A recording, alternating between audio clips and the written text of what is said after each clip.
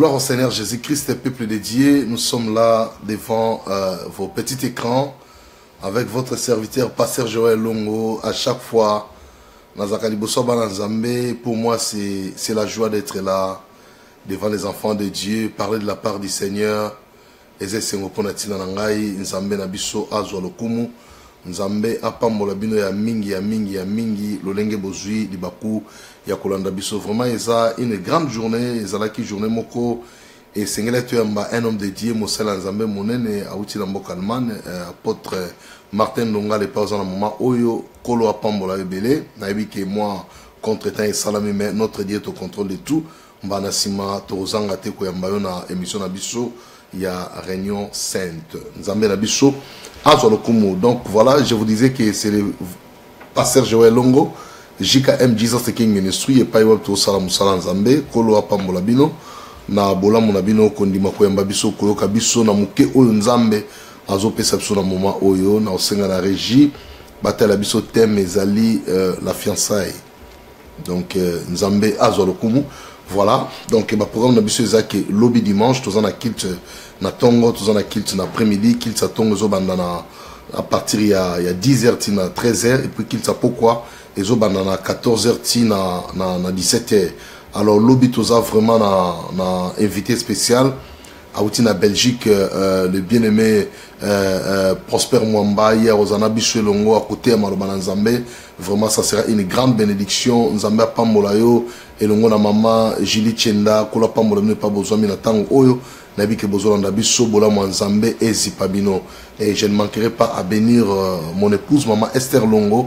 Nzamba pambola yo Longo na bana nyoso Isaac Longo, Israël Longo, Jebeniel Longo ainsi que Gradis Longo. Que le Seigneur vous bénisse. Nous sommes devant les enfants de Dieu. Kolo solo kumu bien-aimé, to bonde la pototika espace na sialoboko Nzambe. Kolo to pamboli to tiki tango nyoso na sialoboko na yo to za la conduit par le Saint-Esprit. Moke to kolo ba Nzambe o mimulisa makati na yango e pambola libota na opelo kumu ezonge pana yo na kombo na Yesu Kristo. Amen. Voilà bien-aimé, tous en la convention et ça samedi oyo na Sida Londres na Kennington. Vraiment aux les bienvenus sur Nzamba Sungio, aux les bienvenus. Zala na biso ensemble et ça sera une grande bénédiction. Nzamba lola akozanga te a opambola biso. Thème na biso ezanango simple. Il y a un temps pour tout. Yaka oyoka ba mystère Nzambe, yaka oyoka maloba Nzambe pa nyoso zwamio, Nzamba lola kozanga te akopambola. Alors d'inviter na biso, tous en a frère de ko photos on est ensemble, maman Neneti Wetu, maman Nisa Lessi na maman Dina Kikala, vraiment ça sera très chaud avec le Seigneur. On a dit que Mukoloana, ça sera une grande journée, une journée de la bénédiction. Donc eza seulement samedi oyo tozokota ya semaine prochaine. Donc le samedi prochain eza le 25 novembre 2017. Ce qui journée les qui le 25 novembre 2017 aux assustés. Donc tout profiter de la journée par la grâce de Dieu, tout coûtana pour la gloire de notre Seigneur Jésus-Christ. Voilà. Le on a continué enseignement moko et ça très important dans ma langue mingi.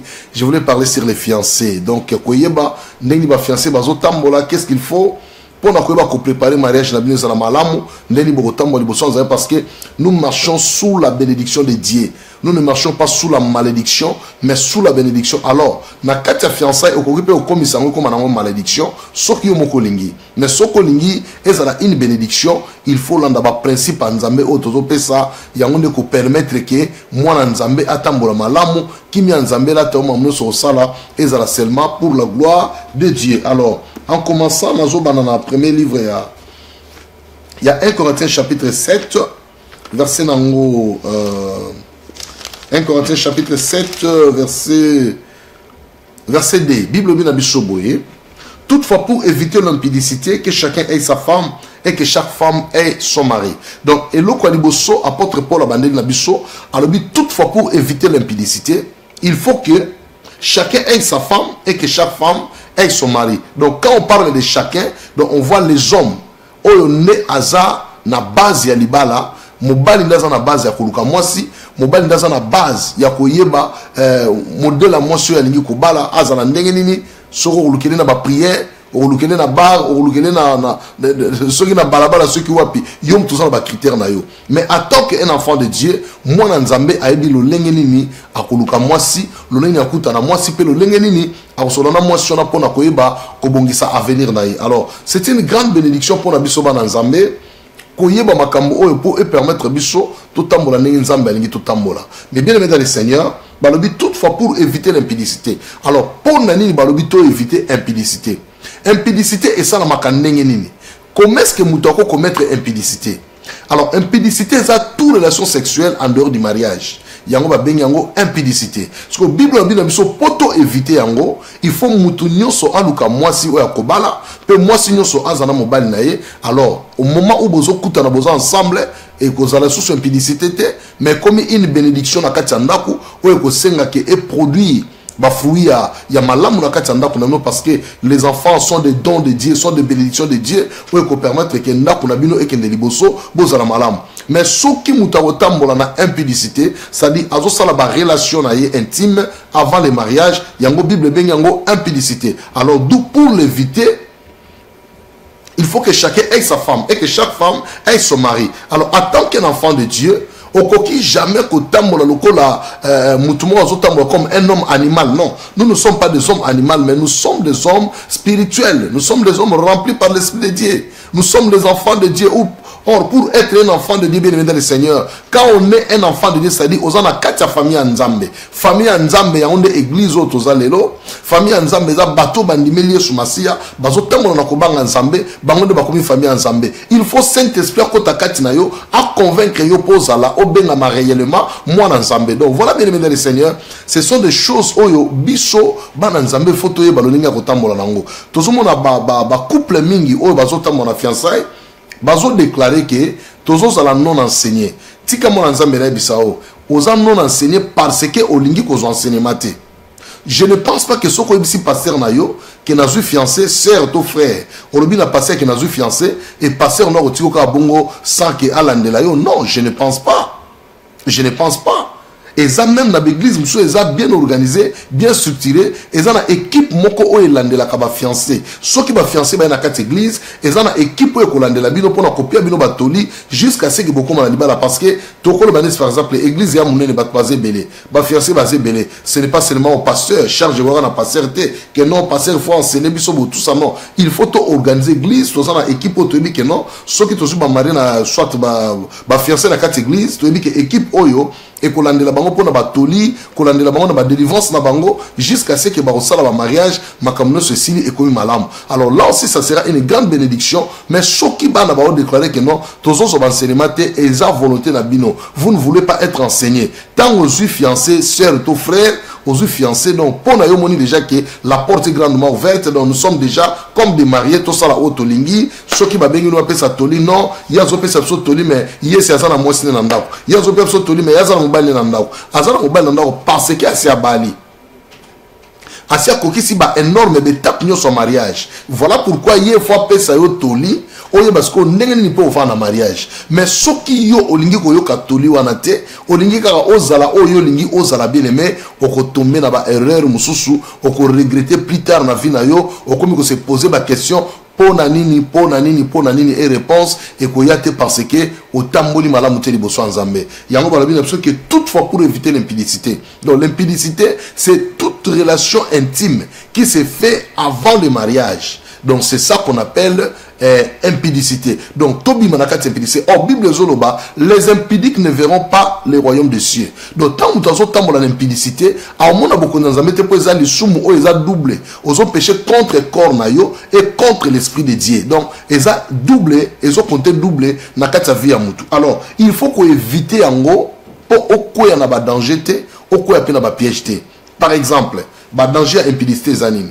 Oluki mwasi par exemple yo ozo pisa mwasi ke robala inzoka na mutema no ebi ke ozo kosaye po o découvrir nzoto na ye. Bon si par exemple oza na maladie na yo ou bien sero yo pe ko luka na aza na maladie na ye siko beaucoup tani na ye na aza na faute yo yebi ko oza na maladie olingo transmettre na mona batu et fi o pe ko luka peut-être aza na maladie oza maladie te mais tellement pour ça nous ezaka o o déshonorer alors ok kuta na problème ande ngwana bien aimé okosuka nango wapi. Alors voilà le moment où tozo sala ke ba fiancé pe to banda pe ko landela bino malembe donc ne nzamba osunga biso même na ba invité na biso na plateau to bando sur la même ba sija boye ko permettre te bandeko bazo kene na ba mariage bozala très sage na bamboko to fani. Qu'est-ce que nous voyons?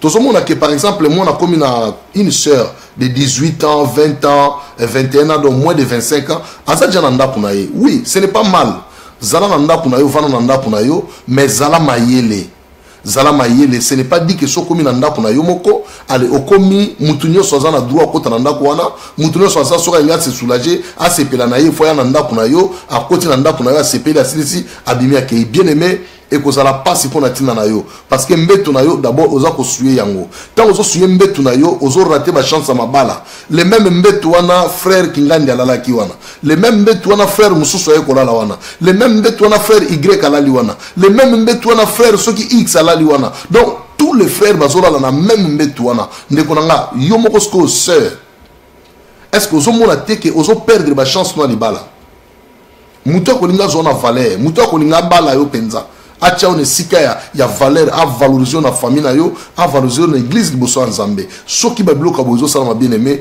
oza ko baby sa vie na yo moko parce que même bible zo ba que le lit conjugal ezala exemple de tout suivre siko soki même si na nobalité même mbetu na yo il faut ezala na sanctification il faut ezala malamu il faut battre nango malamu bien aimé. C'est une grande bénédiction za toli oyo tozo pesa surtout na ba jeune sœur o bozana posa bobala libala bakenda ngomba ngomba te libala ba mona ka te ke no mobalo za kitoko moi so za kitoko en tout cas ceux qui na tikié et ça le quoi na perdre leur moi valeur na vie na ngate. Ce n'est pas ça les mariages. Les mariages ça mitema na bino ekutana mitema na bino esepelana mitema na bino ezala ensemble sika moko et ko permettre bino que makambo bolinga bosa na venir et ko za malamu nzamba ozana bino nzamba opambola bino mais soki bozo tambola ndenge nzamba lingité bozo luka boza ba fiancé famille moi c'est dans ba ebioté famille mobile dans ba ebioté mais bino bosi bokoma na bino même ba sortie bokoma na ba sortie ba voyage bokoma na ba sortie ba pique-nique bokoma na ba sortie makambo belé famille nan bazui à tel côté famille pe ba ebilo ko côté siko soki sœur a se retrouver enceinte akolobani na famille na bango e yope okoloba nini. Mais bien aimé, c'est une malédiction comme on a battu mususu so ba komi na kaya bongo moi ça komi na zemi akomo luka akende ko bala moi si on a rapide pour na nini zemi reversé parce que zemi za na mukeza na une semaine za 2 semaines et zo reversé comme ça to kende sala makambo libala po famille ba ebate bien aimé. Babala kana zemité, c'est une malédiction. Si kana bisongo le comprendre. Babala ka moi si na zemité parce que moi si o azana zemi azala ko la 2 personnes. Bongo soki bana ngompe baza ma passe ba komi ko la 3 personnes. Donc yo mutu moko zo bala 2 personnes, zo bala 3 personnes, ça n'existe pas. Le mariage c'est l'homme et la femme 2 personnes. Donc soki moi si azana zemi okoki jamais ko bala ye, il faut tikaye abotana no soki aboti c'est alors que yo okende kobala ye et que ça une grande bénédiction pour natina na yo soki ozoto sa makambo yo puis ozotiango na misala. Mais bien aimé dans le Seigneur eza faveur munene o nzamba osala biso eza sengo mingi o nzamba osala biso mais bien aimé soki tokoto sa maloba nzambe soki totiango na misala tozala bato sengo na mabala na biso na bandako na biso makambo nyoso e kozala malamu e nzambe alola akokumisa maliko na nyoso. Voilà bien aimé dans le Seigneur. Nazo que les gars na place on a 1 Corinthiens 7 verset de toutefois pour éviter l'impudicité que chacun ait sa femme et que chaque femme ait son mari. Mais bien aimé moi si nous sommes au azana mobali o ya balié aux sala sous koboté mais tu es en train de glorifier le Seigneur parce que ba bali on a voix normal. Yango moi na nzambe nyoso nazo senge pa na yo. Yeba ko contrôler nani ozo tambola na ye. Soki mobali oyo aye abala yo. Alobino que oui sœur na zuyo za la fiancée nanga. Yo sœur oza chrétienne au sambe la ranzambe et là on y resala c'est ah papa promesate na yo ki yo mais to so peta au bonde là to tu na pe volonté nzambe et ce qui a za frère pe a ebi pe bonzambe akoloba oui to so peta to bonde là to tu na volonté nzambe boko zo atana bino ressemble la papa nzambe pe azate lokola kaka télécommande cheka ka bota apé sur réponse te nzamba bongote nzamba otika bino pe bonga apé sur réponse te. Mais et l'on connaît qu'on comprendre que oh yaza moi si nanga waza mobile nangai ba condition mususu obo solo la binomi balé. Oyebi c'est par exemple Aussi c'est que non c'est un fiancé en tout cas na lingité to bim sa vie na biso to kendena yo ensemble jusqu'au jour du mariage. C'est alors que to koyeba kokoma na niveau o nzamba lingi so to koma et c'est pas le oui frère nga pe na penser na nga ezala ki bongo na lingi to tambola malamu jusqu'à ce que to kobana na bongo nde to koma na niveau o nzamba lingi to koma. Ah gloire au Seigneur. Déjà ezabi lembo ezo la tseno ba réponse en nzambe pour selon la parole de Dieu. On ne sait de coup hein ce ba le bango nini okoki ko nazo réserver ma mot mususu ba terme mususu donc bokoki ko kutana nanu te soki bosali libala te.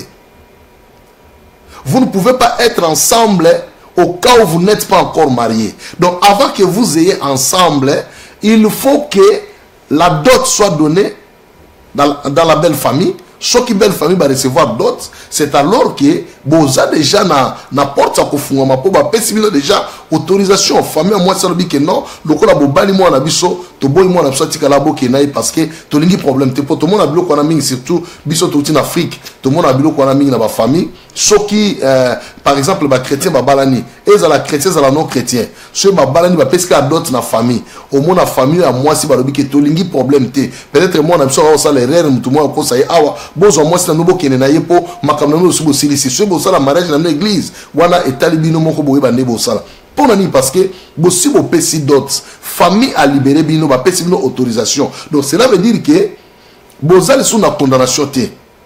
Alors nous en tant que les chrétiens toyaka en église pour nous présenter libala na biso pa nzambe ke tozala na alliance pe na nzambe akota makambo libala na biso parce que avant nzambe libérer Adam et Ève ba ke ne robota Bible dit Dieu les bénit. Et Dieu dit, soyez féconds, multipliez et remplissez la terre.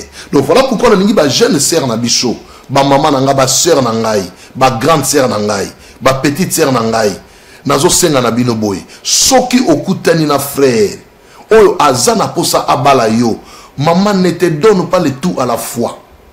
Garde-toi, préserve-toi. Mi batela mi bomba. Mususu yebite peut-être azo tambola azo découvrir bana bato azo bebisa ba jeune sœur yo monika kobika kaya mobali azatala kitoko tala mulai tala pembe tala mwindu tala mukuse tala mulai lolenge pena linga kayango bien aimé dans le Seigneur mais tu te trompes est-ce que na mutema na ye oya yeli est-ce que eza yango lobina maloba to o eza na mutema eza mususu o pesa na maloba eza mususu. Donc moi na nzambe nyonso en tant que jeune sœur surtout je m'adresse beaucoup plus aux jeunes sœurs. Parce que les jeunes sœurs binonde besoin de faiblesse sur la casse. Mobala quoi car bomba la mort parti commence à donner le tout. Oh non na so banga sino te robo yangai so na boyi qui t'a dit à robo yo est-ce que nzamba alobino ke so ki mobala on a ke imabale sili mibali basili mibali basili te mibali basaba ko bala yo okobala libala sengo libala kimia ovani na ndako no za le sengo pozo pambola nzambe. Donc voilà pourquoi to lingi ke ba sœur na biso boye ba nzambe makasi boye ba ko se préserver. Boye ba komi battre la makasi mutu moko te akosa yo na makambo eta libala pendant que besoin époque à fiançailles et ça période ya koyebana bizaleli oyeba mobile on ovana na zandenge nini moi si na ovana na zandenge nini ce pour lingo tuna ta ba renseignement tuna ba renseignement na ye et ça très important oyeba biloko yo po oyeba ozo vanda na ye azanani et ce n'est pas dit que tango komi na ndako libala ale mbala moko ba problème e bandi oh maman libala ngoku tuna ninyango te papa libala ngona ninyango te bo tout ça mais olingi te pona nini tango bozaki na fiançailles omona makambo te ndenge nini po ata muta bombi bizaleli na bien aimé yebaka ka jusque il y aura un temps bizaleli wana kobima omona ngo déjà tango somona danger za na kati ya fiançailles mais ne te donne pas avec beaucoup de facilité non job à réserve na yo job à garde fou na yo banda kotala est-ce que nazana venir na libala to na venir te parce que batu mingi babo sa loko wana okoyeba libala no ezana venir to ezana venir te est-ce que mobali bozana eba projet za ndenge nini et loko nazo la ya valeur pour na koyeba que oui mobali na ozwa oyo vraiment vie aux amaram et loko ne collection pose assurance que pas ya moisson na bala en tout cas venir na ngesa meilleur est-ce que vie ya bonzambe za na kati yo za mwana nzambe si te donne un païen olobi ke non na longa ye ndeko na ngai eza problème te longa ye sikoto mona aye na ndako akoti na ndako makambo changer o muto lo baki ko gagner o ko zo gagner te kutu nangaki na bimba mais papa lo moya ko mesate nangaki na ya veiller mais papa boyina ya veiller nangaki na ya retraite mais papa boyina sikoyo vie chrétienne na yo e bandi ko kita jusqu'à tel point bonzambe pesili ale yo pokoti na rythme wana sikoyo lo baki ko gagner te ndenge nini.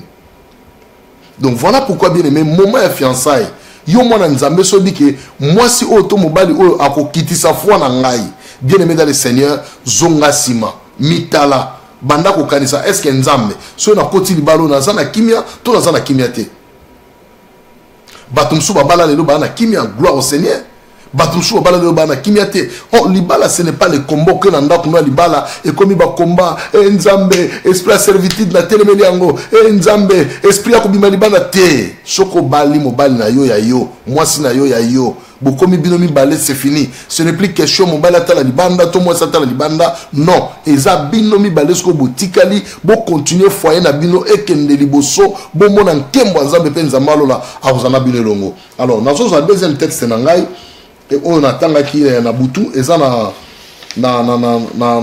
Genèse chapitre 29 verset 15 jusqu'à 22. Je vais faire la lecture rapide. Jacob demeura un mois chez Laban. Puis Laban dit à Jacob, parce que tu es mon parent, me serviras-tu pour rien? Dis-moi quel sera ton salaire. Or Laban avait deux filles. L'aînée s'appelait Léa et la cadette Rachel. Léa avait les yeux délicats, mais Rachel était belle de taille et belle de figure. Jacob aimait Rachel et il dit, je te servirai 7 ans pour Rachel, ta fille cadette. Et Laban dit, j'aime mieux te la donner que de la donner à un autre homme. Restez chez moi. Ainsi Jacob servit 7 ans pour Rachel et elles firent à ses yeux comme quelques jours parce qu'il l'aimait. Ensuite, Jacob dit à Laban, excusez-moi, donnez-moi ma femme car mon temps est accompli et j'irai vers elle. Donc, awa tout ce monde a fiançailles, il y a Jacob na Rachel. Ce côté il y a Jacob premièrement. Jacob ne connaissait pas les femmes. Jacob a tambola qui n'a vu il était honnête devant Dieu parce que il y a une période très dangereux aucun ne déshonorer moi na batu et ça qui vraiment très dangereux. Alors Jacob a tambola qui a moi cité. Aki okutana Rachel. Rachel peut même ayebi mobilité. Parce que bangomi balé Jacob a chaste et Rachel a vierge pour ayebi mobilité, Jacob pas ayebi moi cité. Ba kutani bango balé pour ba balana. Maintenant qu'est-ce qui s'est passé? Papa et Rachel a tenu Jacob. Abi, lokolo za mwana ndekonanga. Est-ce que on servir nga pour rien? Senga salaire au lingi na pesa yo po na musalo zo salanga. Jacob a tela bina là-bas abi que non, ngai salaire na sepeni nango, pesa nga mwana no Rachel na bala e parce que na sepeni na yepo na nini, amona ki Rachel ki toko, belle de figure, belle de taille. Mais balobi Léa azaki na zie délicat, azaki na mi so soni. Donc Léa azaki ne muto soni. Mais Rachel ba préciser babi elle était belle. Alors si on a des critères à Jacob, à mon avis, il y a des critères où on a des Rachel a zanango. Donc tu ne peux pas aimer une femme sans avoir regardé tes critères dans la vie de cette femme-là. Ce que on dit critères ne sont pas moi sur yozolinga, yeba que moi sinayo yewana. C'est de même aussi na ba sœur, mobali yozolinga so moni que ba critères na yo eze pa na ye, imobali na yo yewana. Parce que ba tout mingi ba sala erreur au bien aimé dans le Seigneur, azolinga na plaisir, azolinga na concurrence parce que ba mona sko ke ngam na linga so ki banani. Donc ba ko mona sko na osalabo, moi si auluka concurrence na ye, mobali azouluka concurrence na sko moyen ozwa choix ya motema na yo ezate parce que olinga ki na concurrence. Lokolo moni ke lokolo frère ya bali moi soyo azabo ngas ko fona luka moi soyo aleki moi si na ye fois za bo. Frère ya sœur ya bali mobali azabo ngas ko fona luka mobali moko o aleki mobali na ye bien aimé. Okobeta libakwa mabe okekuta na mobali mususu omonie na corpulence oyo za ko luka wana mais makofi okobandolia na ndako bien aimé okomo regretter kutobi mais makamno okoluka na vina ngai pona ni parce que oluki o ya il y a ma catégorie na yote, il y a critères na yote, aux acquis n'ont besoin, mais aucun niveau il y a concurrence. Or le mariage n'est pas la concurrence. Le mariage c'est le problème du choix, le choix de ton cœur. Le cœur va faire son choix. Nenge Jacob a monaki Léa na Rachel a décidé de ne pas Rachel. A dit que non, on a accepté na Rachel parce que elle était belle de taille, belle de figure. Rachel était très jolie. Alors Jacob a dit que nakito comme moi sur na moni et koki nanga. Et en plus Rachel azalaki bergère ya papa na ye. Tika na livre à Genèse chapitre 29 verset 9. Comme il parlait encore, survint Rachel avec les troupeaux de son père. Car elle était bergère. Donc, Jacob azalaki bergère, il y a papa naïe. Alors, et ça qui Jacob de Sengo, il y a comment déjà tout d'abord un critère, il y a bisoba na nzambe, et ça na kati ya via, il y a Rachel. Donc, Jacob a sepé là qui n'a déjà, à mon avis déjà que non, ça c'est déjà un grand pas on a salé. Parce que biso tout ça va quitter Abraham, Abraham a muto nzamba bengaki. Donc, tout ça na bon nzambe kati na biso. Parce que amoni pe Rachel bonzambe katina ye déjà zaki critère à malamu oyo et c'est fait ça qui Jacob. Alors yo siko critère nous c'est pas mobali.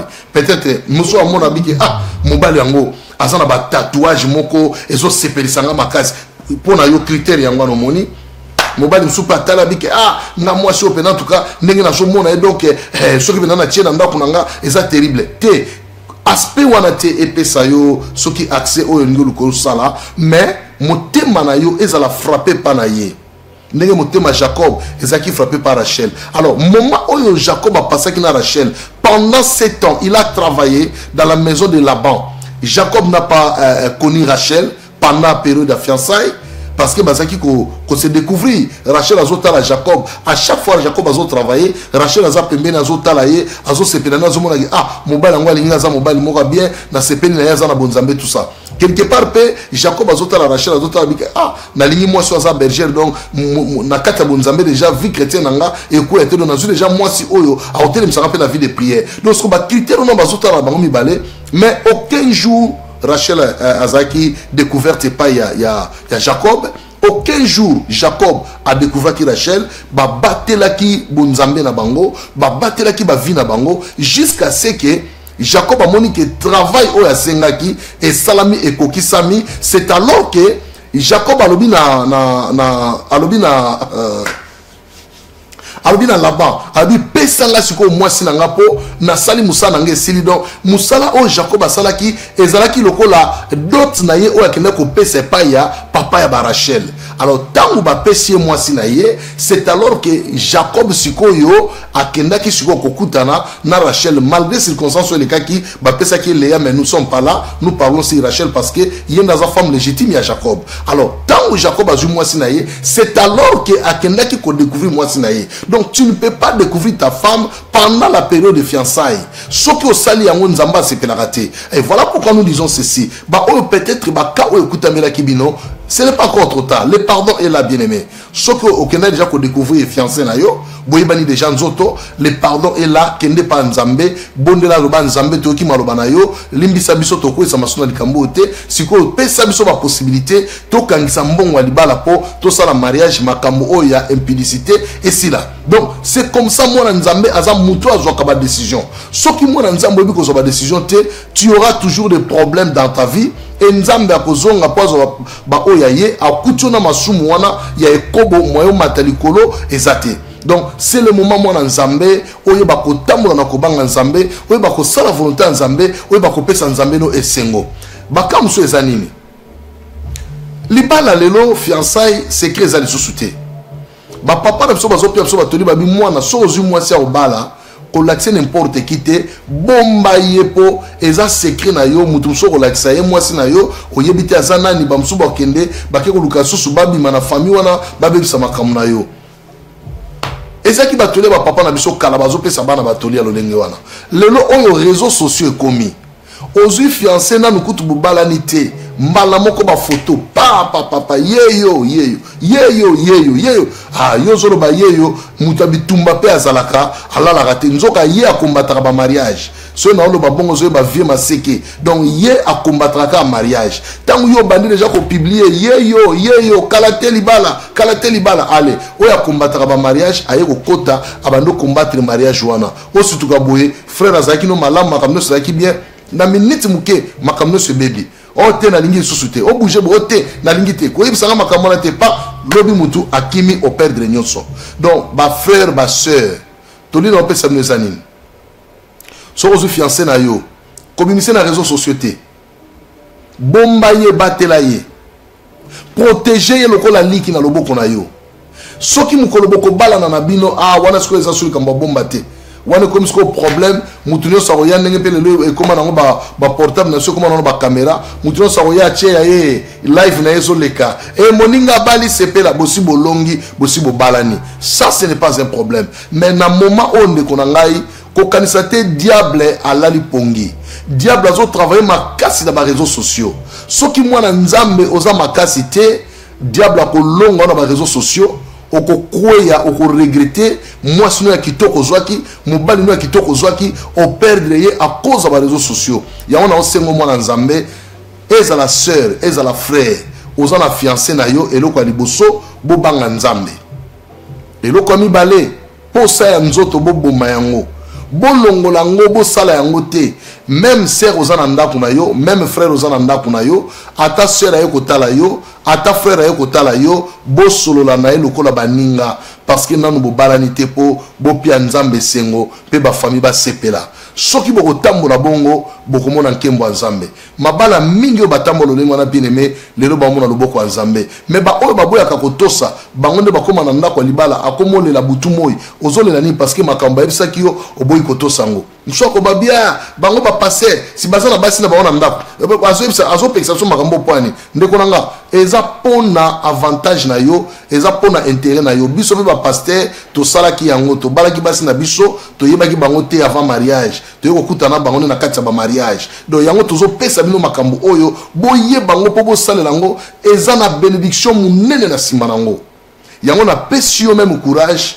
frère ou sœur oyo bosi bokwisa magina mobali na yo to na fiancé na yo komitungisa mate bokende bosenga nzambe pardon bosala ngo lisusu te bostope yango tango bino bostope yango nzambe akoyoka mabonde na bino nzambe akolimbisa bino pe nzambe akopermettre libala na bino ekotangama parmi ba meilleur mariage bokozala bato bopia bato batoli ke tala biso to bandaka boye me toyokaki mateya moko passer moko boye atotangi kombo na nga te me passer moko boye ateyaka alobelaka biloko oyo toyoka ki pe to stopaki etant to stopper tale no nza pamboli biso donc yango na ba couple ba nouveau marié ba fiancé botika ko tambola lokola mwasi na mobali bozwa responsabilité ba vie na bino boye ba kozwa souci ya bana na bino mususu akokende plus loin akomi même na zemi alinga kende même kolongola zemi wana oso sali lisumu liboso ko ine kobo olingo ke na deuxième lisumu ya koboma mutu kolongola zemi eza koboma mutu eza nde tolo bakeo baoboma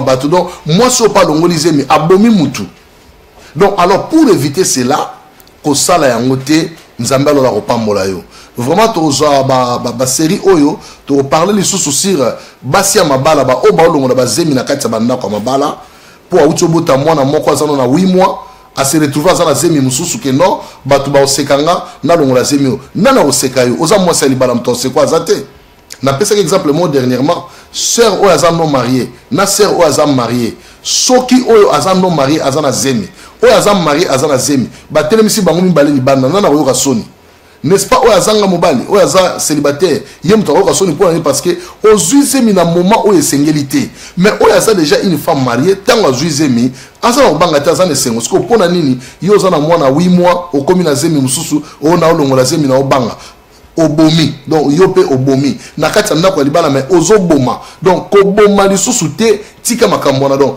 biloko nyonso to kolobela ngo parce que esunga biso na communauté na nti bomoni na oloba ngo pena na lingala pona lingina sunga communauté nanga na oloba ngo na lingala pona sunga communauté nanga donc voilà ba biloko nyonso to kolobela ngo et permettre bande ko na biso ba yeba ba femme seule to ba single mother ndeto ba awa moi si ozayo mona ndako ezatenda kunosiko komi ke mibali nyoso bakota na kati ndako wana yo komi na top te biloko nyoso to kolobela ngo pona kosunga communauté na biso tozo te ya maloba nzambe tozo pesa pe moral et ko permettre biso environnement na biso société na biso et que ne pe liboso nzambe pe asepela mais bien aimé to tato la kabola mutango nyoso na bomo na biso tato la bola na fiancé na yo ya mwasi na fiancé na ya mobali lobela maloba malamu bondela pe pona tinda na ye loba nzambe sunga mobali nanga sunga fiancé na ngai ya mobali sunga fiancé na ngai ya mwasi poto koma jusqu'à na niveau oyo et ko permettre biso to sali bana so to vana kimela banda ko na biso bien aimé ça sera une grande bénédiction et nzamba lola kozanga te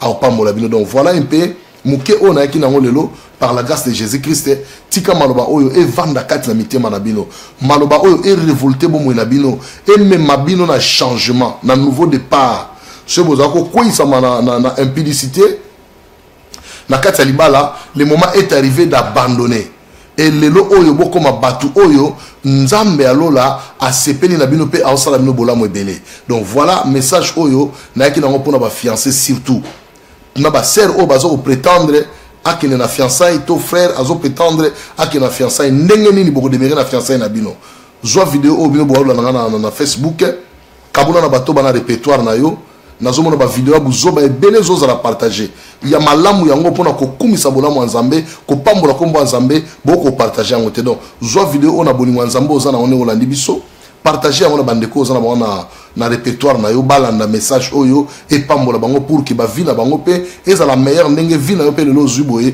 eza meilleur nzambe nanga apambola bino so bolandi biso na Facebook ekola sa bino bolamu ebele mama Allegra na France kola pambola yo papa Prosper nzamba pambola yo mwamba kola pambola ngo na mama na ngai kola pambola bino sa bino bolamu ebele na bike lobi toza bino na JKM ça sera une grande bénédiction kola pambola apôtre Daniel Mungongo ngo na mama Dina nzamba pambola bino nyoso bozaki na ligne kolanda biso ngolu nzambe pe bolamu nzambe zipa bino JKM nyoso nzamba pambola bino bandeko nyoso conférence kola pambola bino lola ezala ya kofunga mapona tina na bino samedi toze la bino je pense que bomoni adresse yangoana samedi toza na convention thème na biso ezali il y a un temps pour tout donc soki nzamba pesio makoki yaka adresse ezala toza na sida Londres de Centenary Hall Cottington Street Kennington SI11 4AZ donc soko yewana métro ezali Northern Line au Kitina Kennington so aussi underground aussi Northern Line au Kitina Kennington quelques minutes moins de 5 minutes aux ana église vraiment nzamba opambola bino soki bozana biso ensemble c'est pour la gloire de Dieu nzamba na biso akumisama et vous allez sengomingi vraiment nzamba pambola bino ebele kola pambola passer longo peso na Belgique na Bridge Hollande biso na moment oyo mon grand frère longo na mama Edith nzamba pambola bino mama mami bino nyoso na église la grâce de Dieu kola pambola bino na Bridge eska bolanda biso bola nzambe zipa bino mon père spirituel on a zanga te toujours kolobela les pasteurs Nemi Piabungu nzambe apambola yo et je souhaite bon anniversaire na pasteur Augustin Mbona bon anniversaire na apôtre Daniel Kama à partir ya Kinshasa nzambe nanga apambola bino tokutani samedi prochain ezalaki wabino pasteur Joël Longo na Boss Brova 121 Sepela TV nzamba pambola bien aimé Bostampen azaki na technique et longo na Louis Bostampen ou azalaki na régie. Que le Seigneur vous bénisse. Merci, on se revoit le samedi prochain. Goodbye.